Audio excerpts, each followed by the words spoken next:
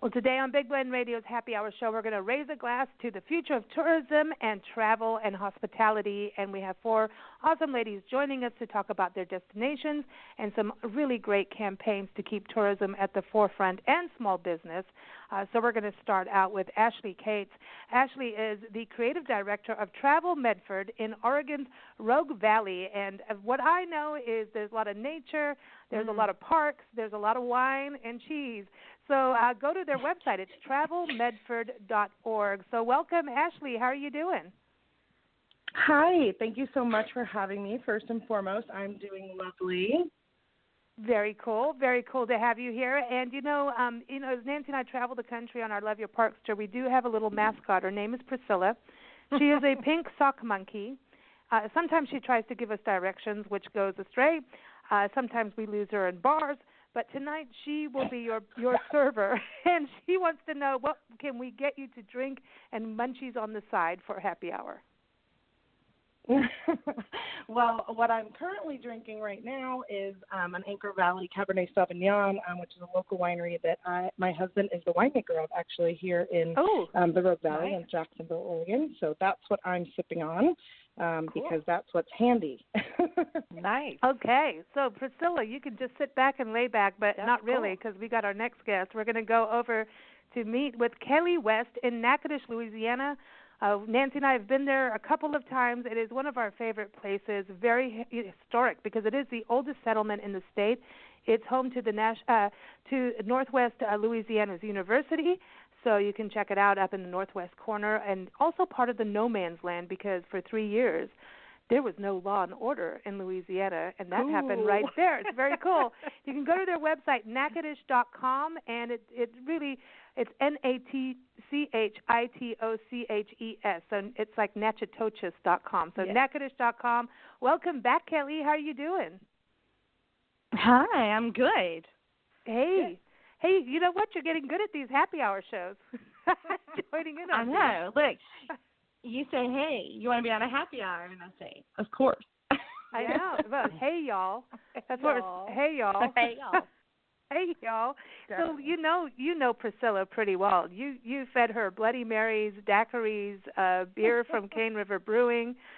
What would you like her to get you today? Oh, goodness. The options are limitless. Probably another daiquiri. Oh, all right. See, because everybody, they have drive-through daiquiris in Louisiana. Hey, are they open?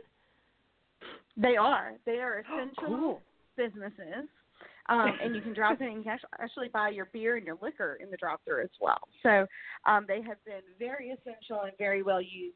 And their sales have really skyrocketed during this time. So I bet. Yeah, and if we were there, it would be even, better. Even better. Even better. Hey, I want to quickly, before we bring our next guest on, Ashley, are wineries doing like wine pickups, curbside pickups? Yeah, they're doing curbside pickups, takeouts, and they're also doing some free deliveries around local areas. So they will come and drop it at your door. So the wineries are getting pretty creative over here. Wow. See, this is cool. This is cool. This is a proper happy hour. I like this.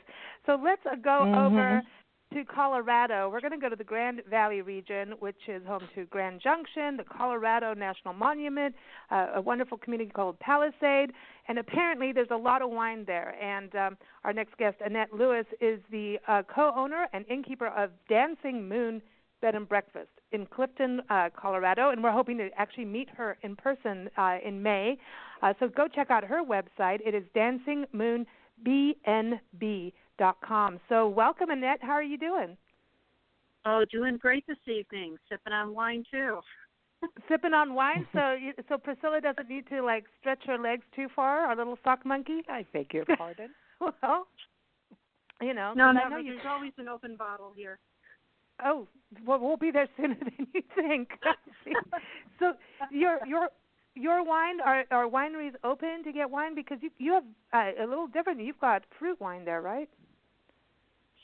We have fruit and regular red and white wines.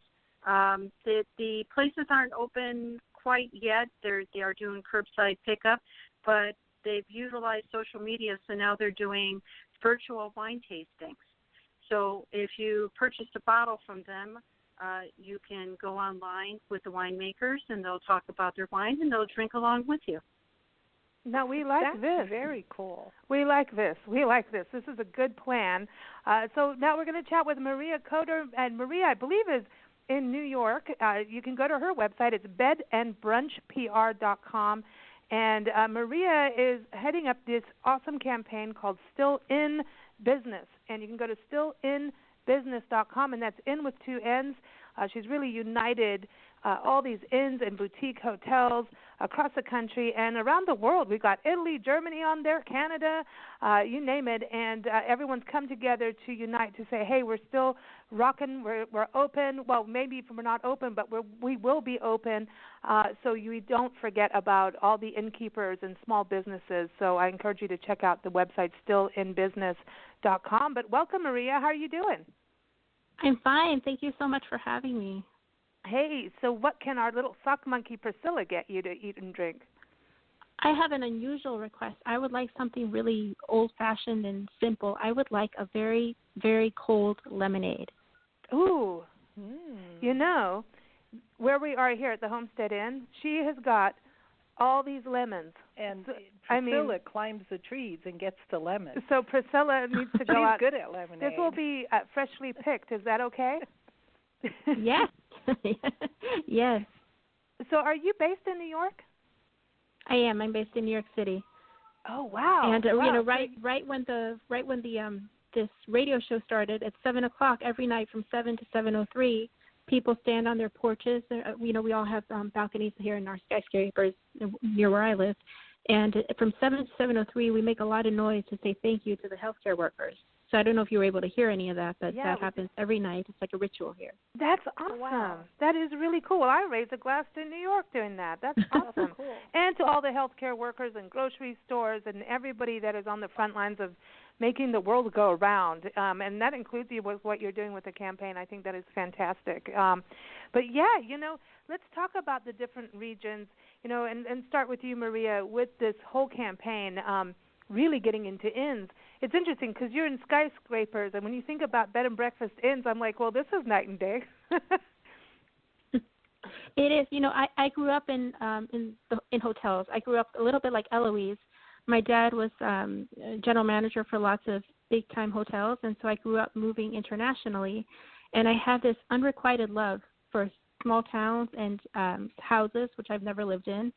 And, you know, I came up the journalism track, and then I did marketing and public relations, and then I combined everything, and I tried to find a niche that really spoke to me. And I just love bed and breakfast and inns and everything that they offer the community and the traveler. So it just seemed like a really good fit. Yeah, I like this. You know, I think what you're doing is, number one, you're helping the small business, and I think that's really, you know, important now, especially right now with what's going on with the COVID-19. The pandemic is really taking its toll on, obviously, human lives, the health of people, but also the economy. And tourism is usually, right, Nancy, the number one thing that can actually rescue a place. Yes. Tourism is huge, and responsible tourism is something that we advocate for. So it's, you know, looking at history and nature, and I think that's definitely where inns come in. They really play that role of telling the story of a town. They really do. They're the storytellers. You know, when you go into a community and you sit in an inn, an innkeeper will tell you all the hidden gems. You know, it's really they're important when it comes to responsible travel. And so I really love what you're doing with the Still In campaign, the Still In Business campaign. Thank you. Can you give everyone an overview of who can get on board and how this whole thing works? Yes, so any bed and breakfast, inn, or boutique hotel is welcome to join. There's no cost to join.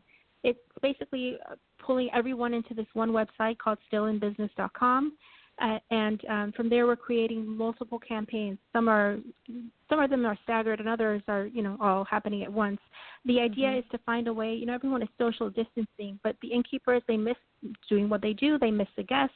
So we've come up with a way for them to. We call it digitally undistance, and it's a way to stay visible and stay connected with their guests.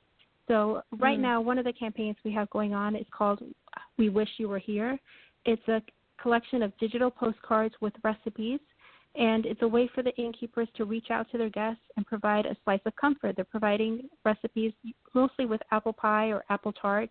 We have some with apple roses. We're trying to tie it into May 13th, which is National Apple Pie Day, because, it's two-pronged, right? We want the innkeepers to stay connected with the guests, and we also want the media to take notice of the inns and boutique hotels and this whole independent lodging industry, because there is a lot of talk about, what the large hotel chains are going through, then there's talks about the layoffs and the people who are affected, but people aren't really talking about the bed and breakfast. And I think it's important that we talk about these independent establishments that, not only are the innkeepers, many of them concerned about their losing their income, but in a lot of these cases, they could also lose their homes because they live where they work. So I am trying very hard to find ways to keep them in the news and keep them top of mind for travelers and entice travelers to look into imagine what they want to do when they go there, imagine what there is to do in the town, and also what the inn has to offer, what these properties have to offer, so that when the time does come where travel is available, the destinations and the actual inns are places that people already have, written down that they want to make sure they go to next. Oh, I love it. Yeah, I just want to say, how important websites are for these people right now, that being really open and with what's happening where you are, whether you're open, whether you're closed, and what steps you are taking as an innkeeper to make sure that if you are open, your guests will be safe, so that they know, oh, I'm disinfecting so many times a day, or I use this, or at least I'm aware of the current drama that we're all going through and facing, so that when people are researching online and thinking about when they can travel, that you've built that confidence that you're aware and active and proactive. And if you are open, those who can travel and can book will feel confident that this is a knowledgeable and proactive place that is worth booking. And that's a cool thing. And, when you go on stillinbusiness.com, and that's in with two N's, you see this nice list of B&Bs. I tell you, I got stuck in there for a full I know, it's day. fun. It's like you're traveling around. And I'm like, that's it, we're going. Yeah. That's it. But when you go on the website, you do get that information. If there's newsletters and social media, I encourage people to follow it. And it's the same thing as destinations. And I want to move over to Oregon. We're going to go to Rogue Valley. And, that area is so cool because you're close to rivers and the ocean's not that far. And it's easy access off of Interstate 5, as I recall from road trips going up. And so, Ashley, this is something this time of year. I mean, are people able to come to you yet? The governor here in Oregon has just announced that in about 2 weeks we're going to start a phased reopen plan. So we're looking just about the second week of May. There's going to be, I believe, 3 phases from Governor Brown that is going to start to slowly reopen the state. And it sounds like some of the more rural areas will be allowed to open first. And we would definitely fall into that, as, we are big spaces, big skies. Medford is the 8th largest city in the state, but the valley, we're really the heart of the Rogue Valley, and the valley itself is, like you were saying, rivers and lakes and rolling hills and wine country and dormant volcano and, lots of places to go out and explore and see while still social distancing or, just being by yourself. There is so much opportunity to explore Mother Nature here, as well as enjoy wine and theater and all those other things. So we look forward to, it sounds like in about 2 weeks, starting to slowly open the doors. And we, when it is safe for the visitor, we will welcome them with open arms. That is awesome to hear, and that, it's going to be a slow and different way of traveling. That's what we tell people now. It's, plan, like Nancy said, use websites. On your website, you have COVID updates there too. So is it best for people to sign up for a newsletter, to follow on social media, to keep up to date with Rogue Valley? Yeah, of course. You can sign up for our newsletter on our website, and then the COVID updates takes you to our Chamber of Commerce page that gives you live time updates with local businesses, from restaurants to wineries to experiential, to let you know what's doable, what's possible, and where everyone's at. And like you said, we are a drive market, which we also have an international airport here, which people don't realize often. But we do recognize that as we do slowly open the doors, that I think people are going to be a little bit more comfortable doing road trips as opposed to flying long distances. So I think that we'll probably see some of our closer neighbors here first in state, and we're just over the California border as well. Yeah. And you're close to Washington State too. I mean, it's such a beautiful area, and I think a lot of people are going to be doing like mini road trips everywhere, so I think that's going to be very cool. Going over to Natchitoches, Louisiana, the oldest settlement again. Let me give Medford's website again. It's travelmedford.org. I'm so glad you made it on the show, because it's none of us knew what to say yet, when this COVID thing happened. It's like, oh no, we all got to band together. So it's really cool to have all of you here. But Kelli, out in Natchitoches, I mean, you're part of No Man's Land, which we love, and I know that's this 3-year celebration. And this is, you guys have got to be missing your parties, because this city, it doesn't feel like a city, but you guys have festivals all the time. You guys have got to be missing them. Yes, very much so. A lot of them have either canceled for the year or postponed, and they're just waiting, to find out, okay, when can we reschedule? I don't know yet. I don't know what the plan is for Folk Festival. They are looking at multiple options right now. I knew that would make you very sad. But we're looking ahead, because with the order extended, and then she's right, it's going to be people, like our focus is going to be in-state travelers and just across the border into Texas and Arkansas. And then as a few months pass and we see, what goes on, then we'll branch out from there. We'll also go after, of course, our visitors who have already been there and already love us. And so, encouraging them to come back. I heard one great thing this week that I thought was just fantastic was so many people have missed celebrations during this time. They've missed birthday opportunities and anniversary celebration opportunities. And so I think that destinations, have a chance to capitalize on that right now, not in a bad way, but in a celebration way, because we're here. We're ready to celebrate with you. Just as soon as, our governments say, yes, go.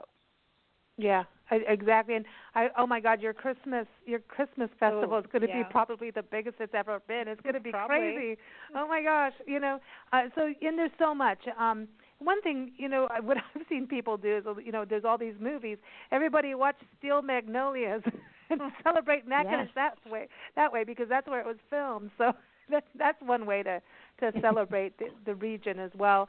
Annette, I want to go over to you in the Grand Valley region of Colorado. So, we think about Colorado, a lot of people immediately think about Rocky Mountain National Park and Denver, but you're in this beautiful northwest corner. It's been many, many years since we've been through there, my early 20s, and now I won't say what my age is now, but it was like when I say many years. So give us kind of a description of your area.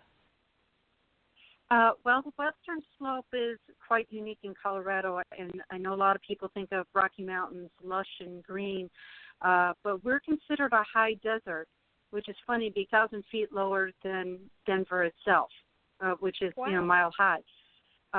But we have a beautiful mesa that's just to the east of us, where the sun and the moon just come up on over. That's 11,000 feet, so there is skiing up there.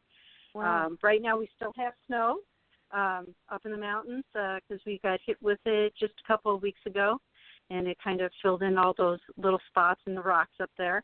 But today it's 80 degrees. It's beautiful. The spring has sprung, and things are starting to bloom and flower. Unfortunately, we won't have the peaches this year. We've been declared a national emergency because we had a freeze, and it killed the buds. So we will have some Palisade peaches, but not as many as they thought. However, it's still beautiful, and we have plenty of hiking, biking, rafting, because we're right off the Colorado River. Plenty of things to do. And if you can't go out and do it, we're bringing it in. So if you have a celebration and you want to bring your family, yes, we'll disinfect. We'll have the family come. We don't have to worry about the 6-foot rule because you're all family. Disinfect when you leave. So we're trying to take care of that and try to be as accommodating as possible for anybody who does want to visit the area. And then, I think the state opens May 4th, right, for Colorado? Yes, they are doing a slow open, as Oregon is. We, in this area, Mesa County, has already started April 27th. They brought the dentists and chiropractors back in the fold, which is a good thing because I need to get my back cracked. And they keep going from there. So every week it's going to be a little bit more. So we're really looking forward in the next probably 3 to 4 weeks being up and more or less running. Not back to normal, but as close as we can get it for now. Right. And your bed and breakfast, this looks like a grand house. You're on a farm. It's like I see peach trees and all kinds of things going on. Yes, we have 9 acres. So 6 of it we farm with hay alfalfa. And then we have a couple of chickens for farm fresh eggs. We got chicks, so that they're not ready yet, but the time you come, they'll be ready. And then our neighbor has a full-fledged farm behind us, horses, rabbits, pigs, chickens, a llama, I think, and goats. So whatever you can't find here, you can find next door. This is cool. I love that. Well, I think, this is the thing. I think a lot of us are going to want the outdoors.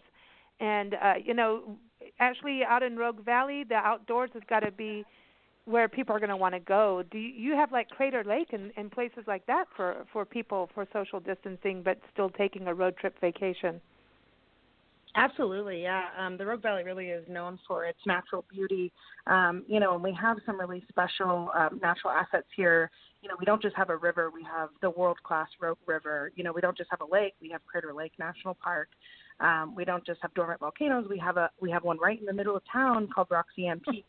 You can hike to the top of, and we have a plethora of lakes, hiking trails. Mount Ashland is just to the south.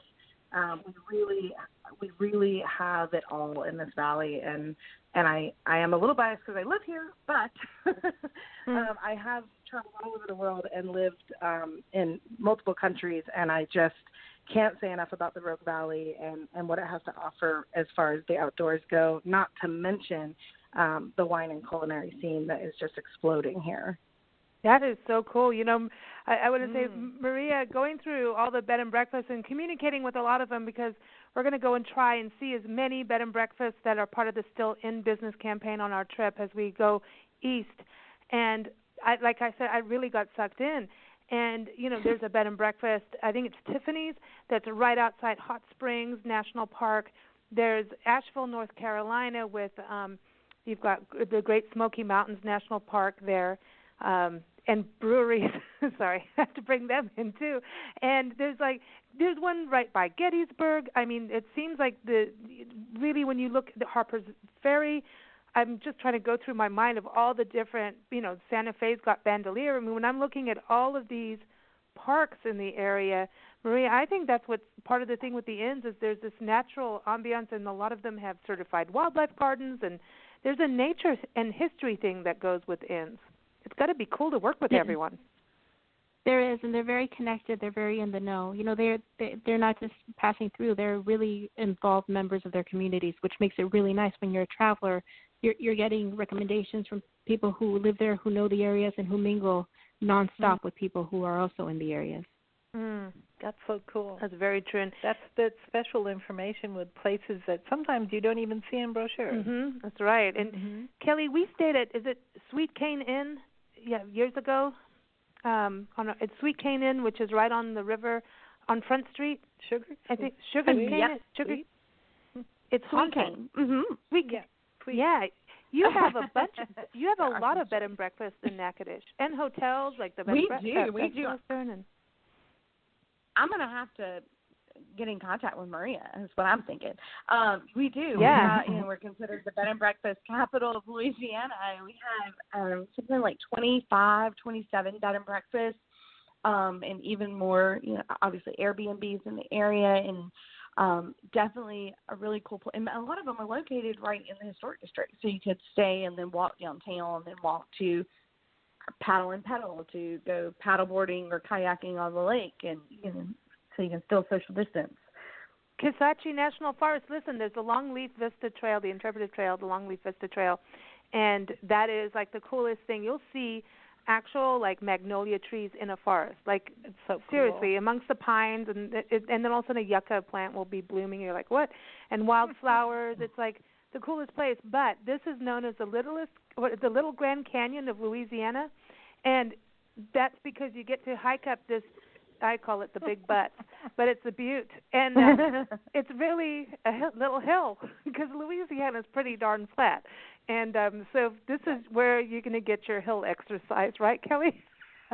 It's so definitely cool, it is. Yeah, it is. It's one of our favorite spots, and obviously with the National Forest, a lot of that is social distancing, be it out on those trails and on the waterways. So very lucky to have it here. Yeah, and there's orchids and azaleas, and it's magic out there. We're talking about lodging so much too. Ashley, what's the lodging choice like in Medford and Rogue Valley? Do you have a lot of bed and breakfast too?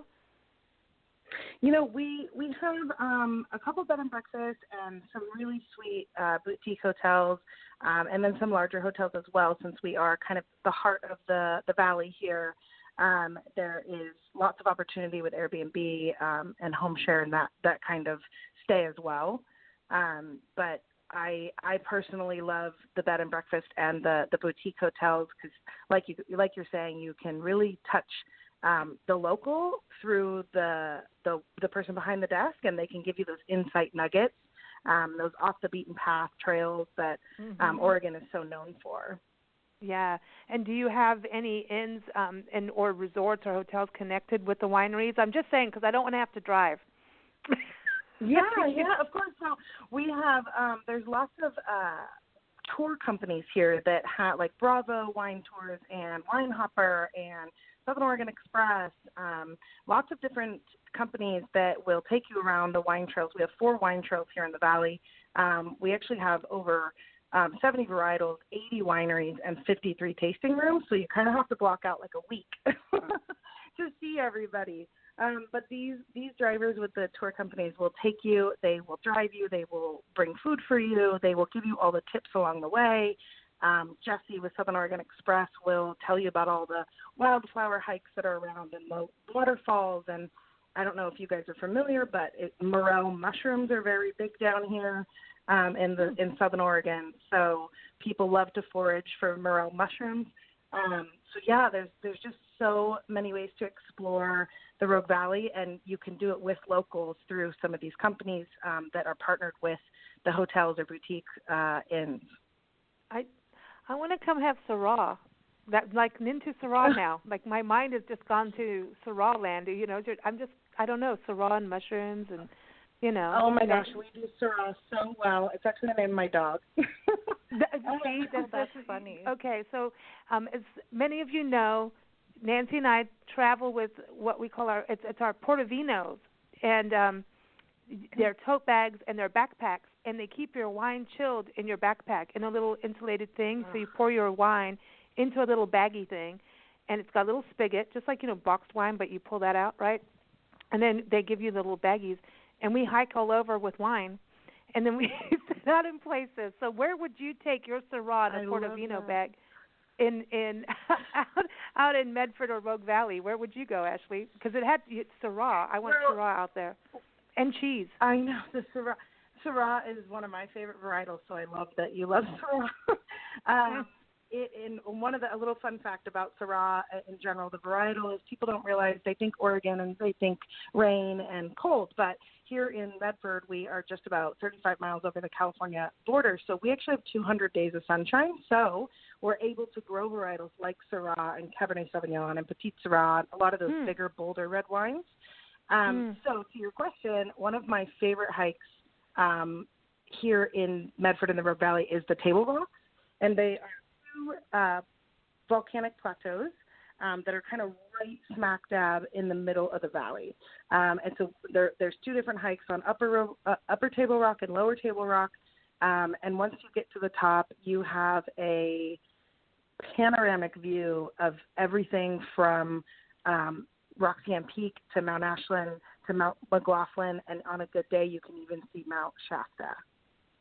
Ooh, nice. This is very cool. This is very cool. Exciting. So, Annette, I want to go over to you in Clifton, Colorado, because you got Colorado National Monument in your backyard. You know, you got the beautiful rivers too.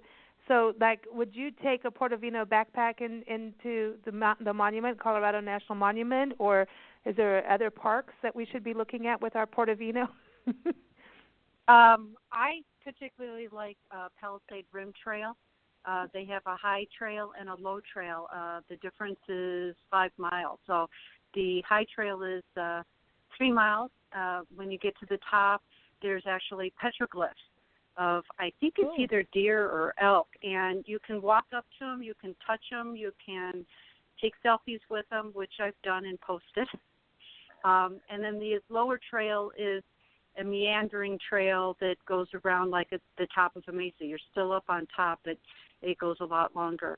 That's a perfect place to take a glass of wine for a minute and relax before you come back down. Now, Colorado Monument is beautiful, but it is a national monument. They watch it very closely, so trying to sneak a glass of wine in there might be a little difficult. We'll show you. Fact, though. There's a way. Nobody knows with your backpack, and then your little thingy just lifts up and you pour it out. It's really, you'll see. I'm just saying. Okay, great. Park rangers don't listen to this segment. Sorry. No, and I haven't really run across many of them. The rangers, you really don't see a whole lot. They tend to stay at the visitor center, or where it's nice and cool. But a little unknown fact about the Colorado Monument is in the 80s, and I think it was in 86, there was a Chevy commercial made there, and they put a Chevy truck up on top of the monument. Oh, wow. And they had to airlift it. That's the only way to get it up or down, because there's no stairs, there's no hydraulic system or anything. So, yeah, if you Google Chevy trucks, and I believe it's a 1986 commercial. So we tell everybody about it, and they're like, oh, Google. Gotta see it. And I remember it. Growing up, I remembered that. It was like, that is so cool. It sounds so familiar. Yeah, it does. I think I know what you're talking about. We're gonna have to Google that for sure. Yeah, we will. So, okay, so, Kelly, when we were in Natchitoches, Nancy and I did Portofino in the morning, white wine. We were very good, very little, and got caught in this really cool summer storm in Coxsackie National Forest. It was awesome. Then we saw wild pigs, and that was even better. Well, it was like so that was fun. the coolest thing. But so where would you Portofino other than the Longleaf Trail? Oh goodness, that's a good place to do it. But I may would take it out on a kayak with me on the Cane River Lake. Yeah, you're brave. I'm into that. And you're so brave. No, I would do it. No, because it's the gators flat aren't water. really. No, I mean she's brave. Kelly's brave. Kelly's brave to take us. Oh yeah, to take us. Oh yeah, yeah. She hung out with us and took us around, and she already knows. She's been. Oh yeah. Through, no. Believe me, that would be tremendous fun. It would be. We could go through a drive-through daiquiri on a kayak. Yeah, that's what we need, a waterway daiquiri. You can. I know. Ooh, that's a good idea. Maria, I've got to ask New York. I mean, where do you go out for nature when you've got skyscrapers and stuff like that? Are you going to Central Park, or are there like nature areas for We've never been to New York. We have no clue. Well, actually, I live in Riverdale. It's part of the Bronx, and it's it's right before. It's basically where the city meets the suburb. The next town over, you're actually in the suburbs, but technically I'm still in the city. The subway still comes here, and we live near this amazing garden called Wave Hill that has all sorts of normally has all sorts of family programming and outdoor activities, and it's an incredible place. And so we tend to go there. It's membership only except for Saturdays when it's free and open to the public till noon. And but because of our proximity, we can walk there, and so we have a membership, and we normally go there a lot. Right now, we are just, going out for walks around the neighborhood. Everyone here has to wear a mask, and we have a toddler that doesn't love the mask, so we take little short trips. We found a little statue not too far from here that we call the Eiffel Tower, and so once a day we go see the Eiffel Tower, and that's our main outing with our almost 3-year-old daughter. That's really, really cool. That's cool. We've all got to get together and create all these little new ways of being, and I don't think when we look at what's going to go in the future, the rest of this year, I know that, summer's tourism will go up, and, especially in the late summer and into fall. But I think it's going to change a little bit. What do you think, Maria, when, with everyone you deal with and having been in this industry for so long and also traveled so much, do you think tourism and just how we travel is going to change for the future? I think so. I think much more so earlier on than later. I think after a while things tend to reset to basically near where they were. But I think in the immediate future, I do think, like you had said, that people will be taking a lot of shorter trips, places where they can drive. I do think they are craving, we, all of us are craving the outdoors, interaction with people, being able to talk with one another face to face with, 3 feet apart or less. And I think that a lot of us, are longing for connection. And I think maybe in the past, as all of us do, there are moments where we feel like, oh my goodness, some space, please. But I think we've had enough space, and I think a lot of people are looking to connect with people and connect and take little mini getaways that they don't have to, with not too much pomp and circumstance, and also not too much money, because I think, especially at the start of this, people will want to get out, but they're also going to be cost conscious of, how they spend their money. Before we play happy hour, I wanted to ask Maria for destinations and inns and and hotels. I know you really specialize in inns and boutique hotels and bed and breakfast. Any tip out there for someone right now listening that's going, okay, number one, check in the stillinbusiness.com, check it out and get part of that. I know that people make sure that they are doing something in regards to being clean for their guests, and it is a little bit of a process, but it is a free program. Any tips for innkeepers out there, what they can do right now to help their business in spreading the word? I think the biggest thing is to stay connected online with their guests. We've created these, the inns have created digital postcards for this Wish You Were Here campaign, and they're really beautiful, visual. They add value to the guests and to prospective guests by having a recipe on them that they can make at home with ingredients they probably already have in their pantries. So I think that what's really important is to keep the lines of communication open and stay visible. That old saying is true, out of sight, out of mind. So I think staying inside and in mind is going to be key. Absolutely. And so I think that if you're looking through whether it's stillinbusiness.com or the digital postcards that are there under the Wish You Were Here tab, or whether you're going to the individual bed and breakfast websites, I'd say, write it down, make a note of the places that you want to go to. I think it's fun to dream about, fun to think about. It gives you something positive to look forward to. And, I think that when this is over, little by little, start crossing things off your list and start going to do the things you were wishing you could be doing right now. And I think this is good. I really agree with you about keeping everything at the forefront and keeping that communication. Annette, are you doing that a lot with your bed and breakfast?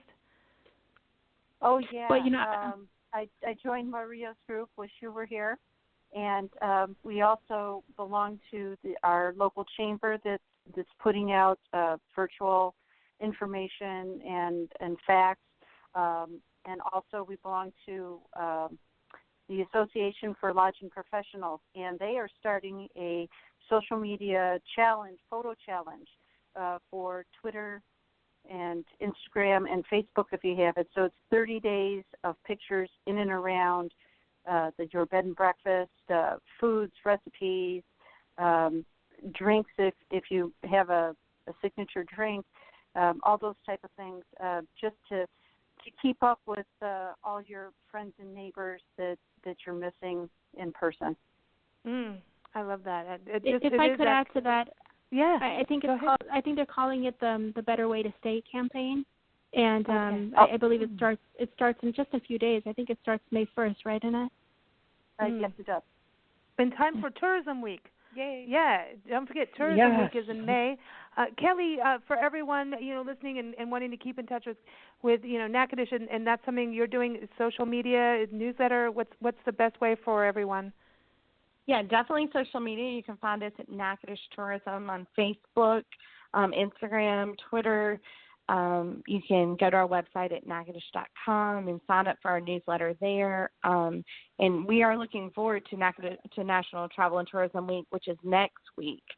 So we are doing some things and getting things ready for that. Of course, it's all virtual because we can't, we're still under stay at home. So it'll be a little bit interesting, but it's a great time to really celebrate those hotels and restaurants and shops and other retail tourism businesses that are still operating even during this time, and that we want to be here when we get back. Right on. And Ashley, I know that so travelmedford.org, natchitoches.com.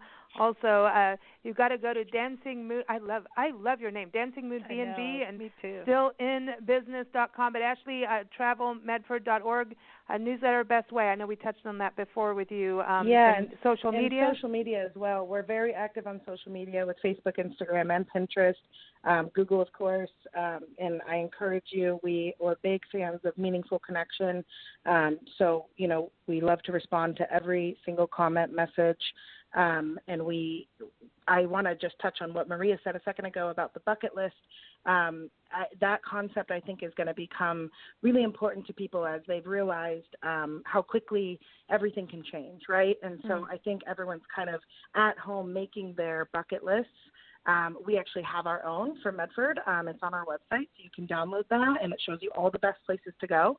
And then I also encourage everyone to go onto our website and order our free visitor guide, and then they can have the bucket list with them and kind of scroll through either digitally or in paper everything that we have to offer here in the Rogue Valley. And don't forget, Oregon is May is actually Oregon Wine Month, as well as National Tourism Week in the first week. So we like to support our wineries here in Oregon during the whole month of May. Sweet. All right. So guess what? It is time.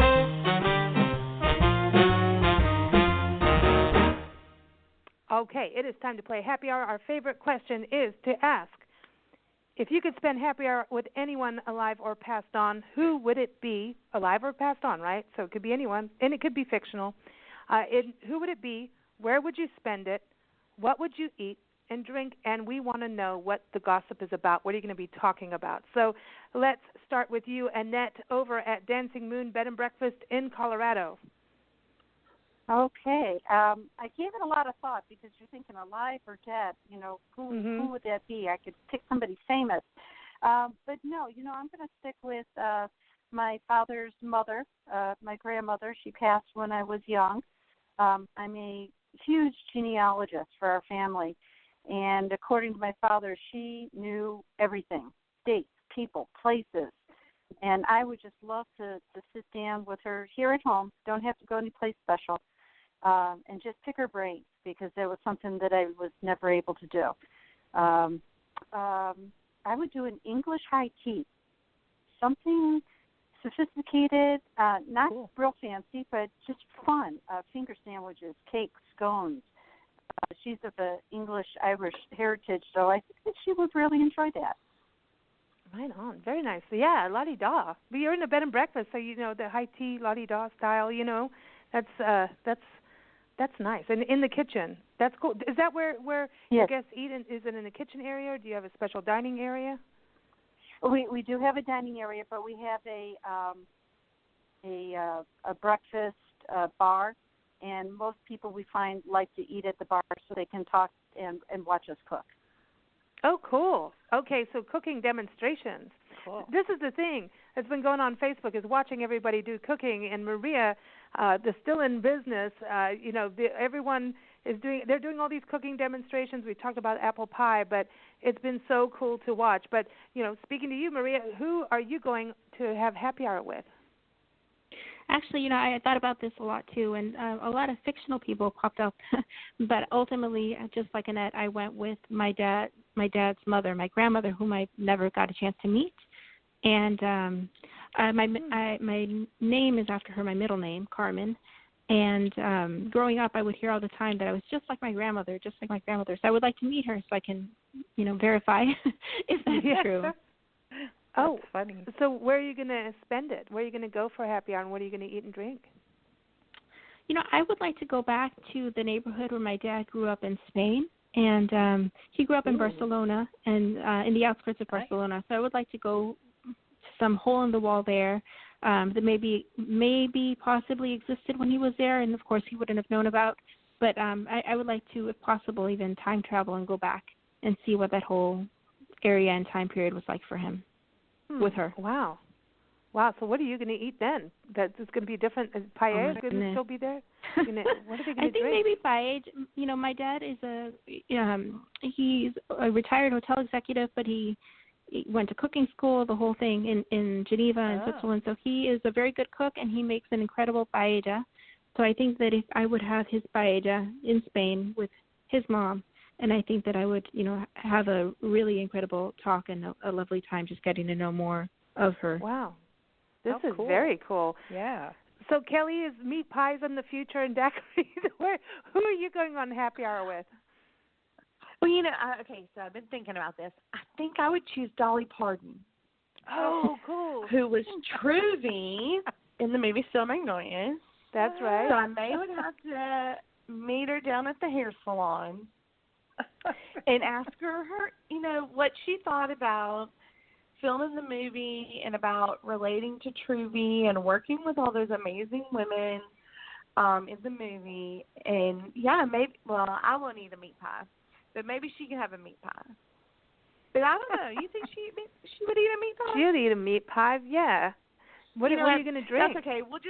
We'll go out to Mariners and have her favorite lobster dish out there. Okay. That apparently our restaurant Mariners that sits on Sibley Lake, beautiful sunsets. Apparently she ate there every night while they were filming, and she always had the lobster. Wow.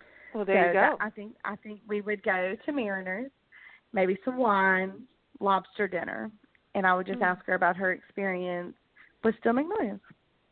Very cool. This is cool. Now, Ashley, who are you spending happy hour with?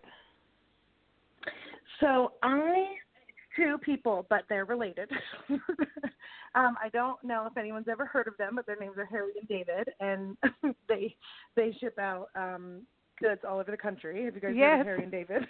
So Harry and David, actually Medford is the birthplace of Harry and David, and still is home to their corporate office and their country village here in town. So they were, as they're not with us anymore, were so instrumental now looking at it, being in 2020, looking hindsight in the early 1900s in really paving the path for agritourism and agriculture in our valley, and really being the first two people who recognized the value of our soils and our microclimates. So I would love to just sit with them and kind of pick their brain of the how, who, what, when, and kind of how their light bulb moment. And then they, were the first to produce Commies pears outside of France. So I would love to eat some of those first pears that they were growing here. And I'd probably want to pair it with some of the blue cheese that was also being made at that time and is still being made by Rowe Creamery here in town, and actually just got world's best cheese in Italy. And I would probably be drinking wine because I'm a big wino, and I grew up on a vineyard, and, let's see, one of the first the first winery in Oregon was here in Rogue Valley. And it was opened by Peter Britt called Valley View. So I'd want some of that wine with my pears and with my cheese. This sounds good. Very cool. Very cool. I love it. I love it. Thank you all for joining us. It has been a true pleasure having you on the show. Everybody stick around. We've got bourbon coming up next. We're going to be talking bourbon and more music. But everyone, again, for Medford, go to travelmedford.org. For Natchitoches, Louisiana, go to natchitoches.com, and that's Natchitoches. So it's Natchitoches. Natchitoches. I thought I had it right there for a second. Natchitoches.com. And also, keep up with Maria. Her website is bedandbrunchpr.com. But also for the Still in Business campaign. Maria, you're still accepting people, right? Yes, of course. Okay, stillinbusiness.com. That's in with 2 N's. And to keep up with Annette over in Colorado, in the Grand Valley area, go to dancingmoonbnb.com. And we want to thank again the International Food Wine Travel Writers Association for sponsoring today's segment. Again, you can go to ifwtwa.org to keep up with them. And, of course, keep up with us at bigblendradio.com. But here it is. We're going to play Summer Wine. We talked about so much wine. Here's Summer Wine from Shelley King out of Texas. This is from her album Fan Fave. So enjoy. Thanks, ladies. Thank you. Thank you.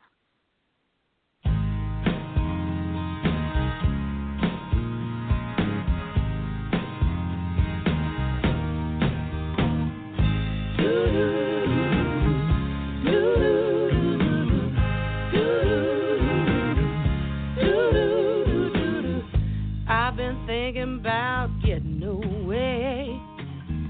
Maybe I just need a little escape, away from all this busying around.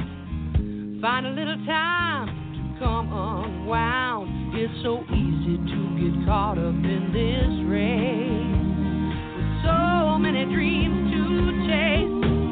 Then I hear that song on the radio, making me wanna go out in the sunshine, sip a little summer wine, slow dancing in the park, stay there till after dark. Sweet sound, soft and low, song on the radio.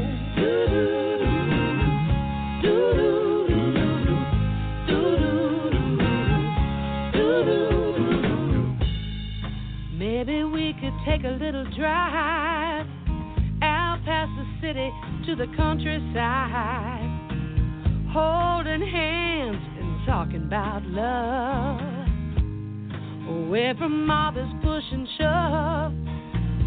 Take some time to look into your eyes, reconnect our disconnected lives. Remember how it used to be, when all that mattered was you and me. It's so easy to get caught up in this race, with so little time to waste. Then I hear that song on the radio, making me wanna go out in the sunshine, sip a little summer wine, slow dancing in the park, stay there till after dark. Sweet sound, soft and low, song on the radio.